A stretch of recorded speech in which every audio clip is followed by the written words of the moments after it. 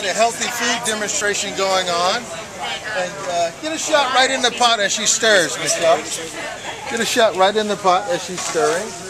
This is Amber doing healthy food. What I'm doing is heating up some zucchini. You want to chop it up pretty finely. You want to use a moisture, something with a lot of moisture in it already to cook itself. You don't want to put any additives in. What that will do is mess up the baby's stomach. And when you introduce food to a baby and you're introducing a new food, what you want to do is do one thing every 4 days so you can see if a reaction is going to happen. You don't want to introduce two things at once or any additives. Basically, don't use salt, pepper, spices at all until after they're a year old. There's a banned list for children under 1 year of age. Nuts, strawberries, kiwis, anything with tiny little seeds is a bad idea. Honey is also on the no list. Honey Nut Cheerios should not be given to children under a year of age. So no honey under... Absolutely no honey. And because it can cause botulism, and children also can't process certain things. The babies don't want to have anything like an oil, so don't cook anything at all in an oil. Eggs, actually, egg whites should not be used under about 9 months. It's really bad for their stomachs as well. Basic cooking techniques for them is try all these fabulous fresh vegetables in the spring and summer. You want to use things that are fresh and without any markings on them, without any bruises, because you're going to get the best nutritional content. You're going to chop it up in small enough pieces. It's still tender. What's cool about zucchini and things that are fleshy like that is that you could actually just hand freeze that, and then when the babies are teething, have it in, put it in like a little strainer, like mesh, with a little handle on the end. They sell them now, and they can chew on them, and that will, and then the mesh will break it up into particles small enough that they can digest, and it soothes their gums too. So you can use the frozen vegetables in a great way. Where can you buy one? They're available at Target and Walmart, places like that. After you get them tender and nice like that, you have two options. You can use a little processor. If you're doing all of your baby food this way, you're going to want to use a big food processor. Or you could use a mashed potato masher. I was going to show them with the mashed potato masher to show the difference in the consistency. With this, it's going to take you a while, and it works better if you have bigger things. But this gets it broken down. Do you have power? Can we plug into it? What? Yeah. I'll show you how easy it goes when you have the blender going. But you want to get it down as small as possible. And I'll show you after it's blended what happens. With something like zucchini, you don't want to include the skin for the babies because it's harder and it won't, there's a chance it's not going to puree as much. So try to avoid that and scoop it all out as much as you can. One of my favorite things and that cooks up the best and the babies like the most are like winter squash and sweet potatoes. Something like that that's kind of sweeter and has a really nice texture and flavor right off the bat. Fantastic, thanks, Jim. So,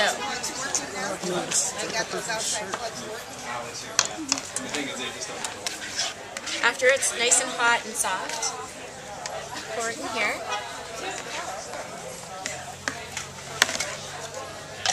How much are those strawberry things?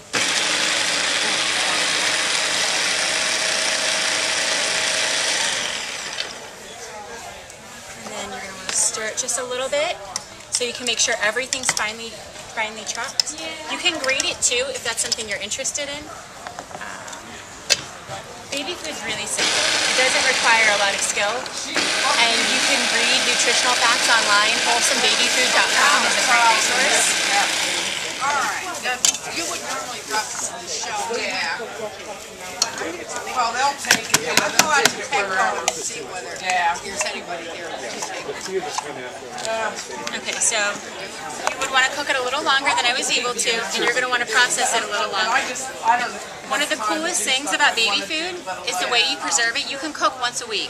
And that's what I used to do for my son, is we would cook on Sundays. I would go to the farm markets, I would collect vegetables on Saturdays, and Sunday morning I'd get up and I'd cook for 3 hours, and I'd have all of this food for the entire week. And then, after it's nicely pureed, chopped, to preserve it, you're going to set it in ice cube trays, like this. Put it in the freezer for a couple hours till it's nice and firm and you've got a nice cube. I mean, you could use it fresh, but what you'll do is you'll put it in here till you have a nice cube. And then after a couple of hours, you pop them out and portion them out. One of these is good for a starter, and you mix that with the rice cereal or wheat cereal, whichever you're preferring to feed your baby. But what's really cool is that you step up. You do it gradually as you're introducing the new food, proportion-wise. So one ice cube is a good way to start. And then like the second day, maybe do 2. And then the third day, do 3. And the fourth day, do 4. And then as you're going up, you can see what your baby likes and you can make those judgment calls when you're doing it. But store them in plastic Ziploc bags. And then when you're ready to use them, take them out of the freezer the night before. Get your baby's meal out the night before, put it in the fridge, it's de-thawed and ready to use by the next day. And if it's not, steam it. Using a bottle warmer is a great choice to de-thaw them. And also, just setting it in some warm water for a couple hours, because they're fresh, so it's not something that's going to go bad. I said earlier, additives are off the limit. Don't do it. No spices, no salt, no pepper, no oils. It's too hard for the baby to digest. And softer vegetables work best. Anything with starch is kind of rough on them at first. And what you want to use is your common sense when you're preparing baby foods. If it's going to cause you stomach problems or cause you gas, like broccoli and beans, think about how bad that's going to feel to a 6-month-old who can't express themselves. So you don't really want to give your baby these because you don't want them to have pain. If they can't tell you, Mom, my stomach hurts, they're going to say, crap, this hurts, and they're going to scream for 3 hours. And we don't want to hear that. Yeah. So broccoli and beans are going to cause your baby gas. So No broccoli and beans. And it's just basically using your own common sense of what you like to eat and what is going to cause you pain. If you know something gives you heartburn, you're not going to want to give it to the baby. Like, don't give them peppers. It just doesn't make a whole lot of sense. But there are some people who do tend to forget, and it's like really smart people just lose their common sense when it comes to their babies. Solid foods are really not recommended for a child under 4 months. It should be formula only, and then at 4 months you can introduce rice cereal, and then after a couple of weeks, as long as their belly's holding still for it, then you can do this sort of stuff. And I was lucky because my son hit that age right when it became May, June, so I could do this for him. And it travels pretty well too if you're able to get the glass jars and you want to can it. For the babies, that's great. But this is the best option when you have family parties and you have leftover food or that you haven't cooked yet. You've got the extra vegetables laying around and you want to make a gift for your grandchild or your niece or nephew. Process it up. It's really appreciated because it's so much cheaper than buying the stuff in the store. They're charging 50 cents a can for stuff with preservatives in it. It's been processed in a facility that you don't know where it's at. If you eat yourself, you know where it's from. You know where it's from. Amber, thank you so much. You're welcome. You've given us a lot of information. And I wish we do it again this summer. This summer, you're gonna be downtown at the downtown location at all? I'll definitely be up here again one more time, and I will have better printouts. I'll have recipes and a chart that'll actually tell you what's good when. And it'll be easier for you. It'll be a nice takeaway. And it says 4 to 6 months what to introduce. 6 to 8 months what to introduce. There's some fantastic websites that have all of these resources. Wholesome Baby Food is the most comprehensive. Wholesome Baby Food. WholesomeBabyFoods.com. They taught me a lot 6 years ago, and I looked at it last night just to make sure. I'm like, wow, it's still really good.